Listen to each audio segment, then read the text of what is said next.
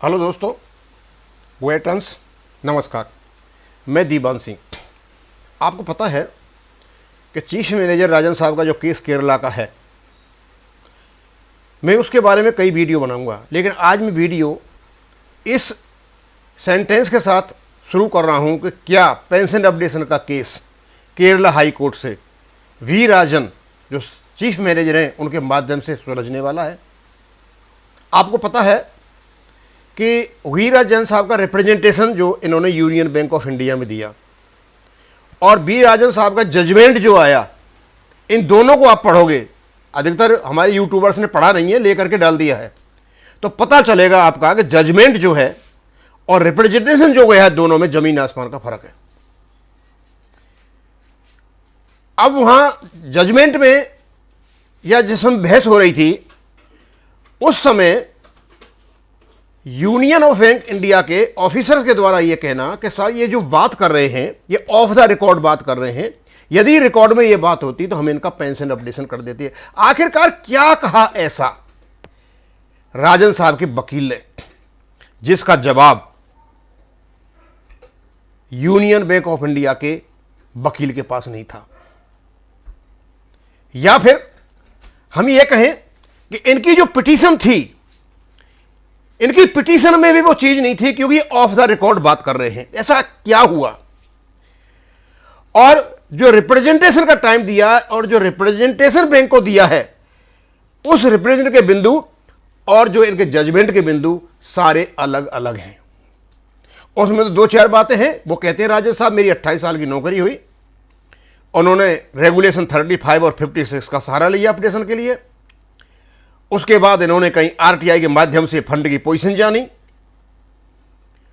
और इनका pension updation नहीं हुआ। अब ये बात तो नॉर्मल है, सब कोई जानता है, कोर्ट में चलती रहती है। ये बात तो ऑलरेडी ऑन द रिकॉर्ड थी। ऑफ द रिकॉर्ड क्या बात थी जिसकी वजह से जज साहब ने कहा कि आप पुनः जाइए और इनको रिप्रेजेंटेशन दीजिए। अब ऑफ द रिकॉर्ड में बताऊंगा क्या बात थी।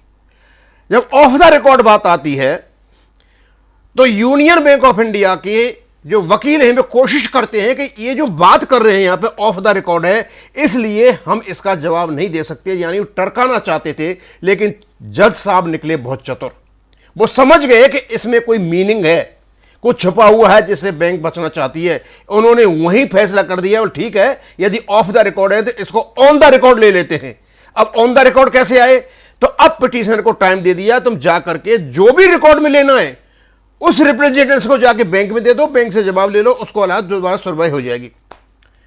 यानी उसका जो यूनियन बैंक ऑफ इंडिया का जो वकील था उसने यह कहा था कि यदि ये पहले बात लेके आते तो हम इनका अपडेशन कर देते। अपडेशन तो नहीं करेंगे ये, क्योंकि उसके बाद ये स्टडी करेंगे। इसमें डीएफएस फंसा हुआ है, इसमें आईबीएफ फंसा हुआ है और इसमें यूएफबीयू भी फंसा हुआ है, क्योंकि ये भी रोक करके बैठे हुए हैं।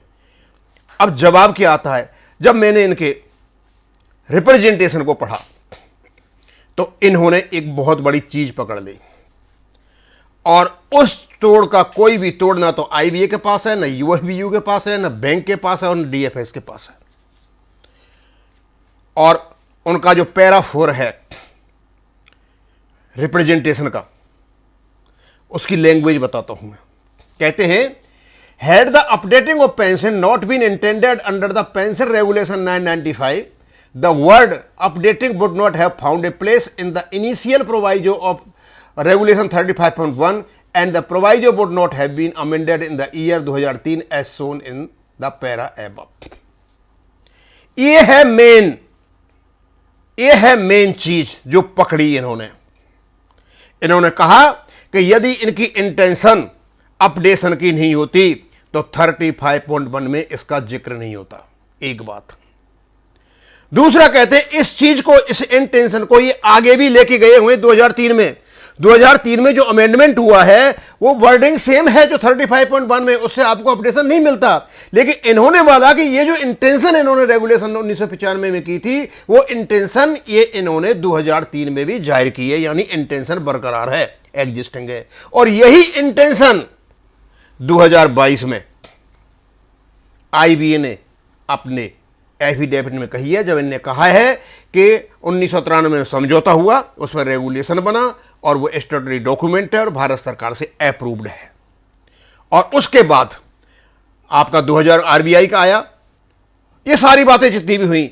अब जो इंटेंशन है, मैं बार बार कह रहा था कि 35.1 जो है आपका रेट्रोस्पेक्टिव जो इफेक्ट दे रहा है, ये आपका इफेक्ट जाएगा आगे, कोई रोक नहीं सकता प्रोस्पेक्टिव, लेकिन वो तब जाएगा जब 3 चीज सिद्ध हो जाएं। पहली चीज कि जो रेगुलेशन है वो एग्जिस्टेंट है या अस्तित्व में है या खत्म हो गया है। 35.1 अस्तित्व में है, 30.51 को अगेन रिपीट किया गया है 2003 में, अस्तित्व में है। इसको अगेन रिपीट किया गया है आईबीए ने अपने एफिडेविट में, कहां प्रोविजन स्टैट्यूटरी प्रोविजन है और बना हुआ है भारत सरकार के अनुमति से बना हुआ है, यानी अभी तक आपका 35.1 है जो प्री 1995 को लागू होता है। और यदि पहले है तो इसका मतलब यह हो गया कि आपकी इंटेंशन थी इसको लागू करने की। इंटेंशन बहुत बड़ी चीज होती है। यदि कोई क्रिमिनल वकील हो तो उसे पूछना कि आप मर्डर में और कल्पेबल होमिसाइड में क्या होता है। मर्डर में इंटेंशन बहुत जरूरी है, कल्पेबल होमिसाइड में कोई जरूरी नहीं है। आदमी तो दोनों में मारा जाता है, उसमें एक में सजा कम होती है, एक में ज्यादा होती है। इंटेंशन पकड़ ली इन्होंने। इंटेंशन का मतलब आपकी रेट्रोस्पेक्टिव इंटेंशन थी, ये इंटेंशन ऑटोमेटिकली प्रोस्पेक्टिव जाती है, इसे आप रोक नहीं सकते। आपने 1995 में की, फिर 2003 में की, आईबीए ने अपने एफिडेविट में की। ये जो चीज पकड़ी है इसका जवाब मुझे नहीं लगता किसी भी बैंक के पास होगा, आईबीए के पास होगा या किसी के पास भी होगा। और मुझे ऐसा लगता है इसकी जड़ पकड़ ली है। बार बार मैं कह रहा था कि इसकी जड़ पकड़ी है। और मैं आई पार्क वालों को भी बताऊंगा। आई पार्क वालों ने जो रायता फैलाया है ना, 2003 में अमेंडमेंट हुआ था, अपडेशन नहीं हुआ था। कोई भी अमेंडमेंट नहीं हुआ अपडेशन के लिए, केवल और केवल वही लैंग्वेज है जो आपके 35.1 में है 1995 में। हाँ, आप इसको दूसरे तरीके से लेके आ सकते हो कि आप लोगों ने जो 1995 में 35.1 में जो अपडेशन का किया है, जो प्री 1995 के, उसी इंटेंशन को आप लेकर के 2003 में गए हो। जब इंटेंशन आप लेके गए हो तो इंटेंशन की बात करना चाहते हैं हम। ये नहीं कहते आपने अमेंडमेंट किया है तो इसका मतलब इंटेंशन थी आपकी, अस्तित्व में है वो चीज। और उसके बाद रेट्रोस्पेक्टिव इफेक्ट को आगे ले जाने के लिए 3 चीजों की जरूरत होती है। एक तो ये कि रेगुलेशन आपका अस्तित्व में, हाँ अस्तित्व में है। क्या इनकी इंटेंशन थी? अब तो क्लियर ही हो गया, कोर्ट में आ गया इंटेंशन थी। और क्या वर्डिंग है? वर्डिंग तो इनके किस किस में है? इनके एग्रीमेंट में है। स्मॉल कमेटी को जब दिया गया था उस समय अपडेटिंग वर्ड था, उसके बाद इनके रेगुलेशन में अपडेटिंग वर्ड है और 2003 में ले गए। और उसके बाद आईबीए भी मानता है कि स्टैट्यूटरी रेगुलेशन है 2022 में जो एग्रीमेंट पर आधारित है। अब ये सारी चीजें जितनी भी ली हैं यहां पे, ये आपके लिए गेम चेंजर होगा। और मैं तो ये चाहूंगा एआईबीओ जो है वो भी अपने को इस चीज को लेकर के आए और अपना जो दिल्ली वाला है केस, सिंगला साहब वाला, वो लेकर के आए। और मुझे ऐसा लगता है कि पेंशन अपडेशन का केस साउथ से निकल करके आएगा, न कि नॉर्थ से। दूसरा, मैं राजन साहब को और बताना चाहूंगा, आपने जो फंड की जो जिक्र किया है, आपके जजमेंट में जो लिखा हुआ है फंड का आपने आरटीआई में लिया है, कोई जरूरत नहीं है सर। आप जो आईबीए का एफिडेविट है उसको आप अच्छी तरह से स्टडी कीजिए। इस प्रकार का इमेच्योर कंट्रोवर्शियल एफिडेविट मैंने जिंदगी में नहीं देखा। और ये खुद मान करके चलते हैं कि एडिशनली यानी फंड के अलावा जो आप फंड आएगा वो बैंक के रेवेन्यू से आएगा, इसलिए फंड की कोई प्रॉब्लम नहीं है। मैं ज्यादा इसको नहीं करूंगा, मेरा लगभग टाइम हो गया है। और इसमें जो कुछ इन्होंने कहा है सारा का सारा कंट्रोल, इसको भी कोर्ट में ले जा करके रखे। और एक लेटर है किसका, डीएफएस का 2018 का, साथ 6 फरवरी 2018 का, जिन्होंने कहा है फंड की पोजीशन ठीक नहीं है, अपडेशन नहीं कर सकते। अब फंड पोजीशन ठीक है इनकी, तो अब क्यों ये अपडेशन नहीं कर रहे हैं? मुझे ऐसा लगता है कि ऑफ द रिकॉर्ड जो ये बात कही हुई है उनकी पिटीशन में नहीं है। ये बहुत महत्वपूर्ण होने वाली है। और मैं तो राजन साहब से यही कहूंगा, जब आप चीफ मैनेजर हो, आप बहुत ज्यादा इंटेलिजेंट हो, और जो राजन साहब के वकील साहब हैं उन्होंने शायद, क्योंकि वो लॉयर हैं, मैंने कहा ना, कोई लॉयर अपने इस चीज को सही तरीका से पकड़ेगा तो शायद इनके पास जवाब नहीं होंगे। और केरल में, साउथ में इस केस के वकील ने अच्छी तरह से इस चीज को पकड़ दिया है कि आपकी इंटेंशन थी, आपने रेट्रोस्पेक्टिवली दे रखा है, प्रोस्पेक्टिवली जाएगा, आप रोक नहीं सकते हो किसी भी हालत में।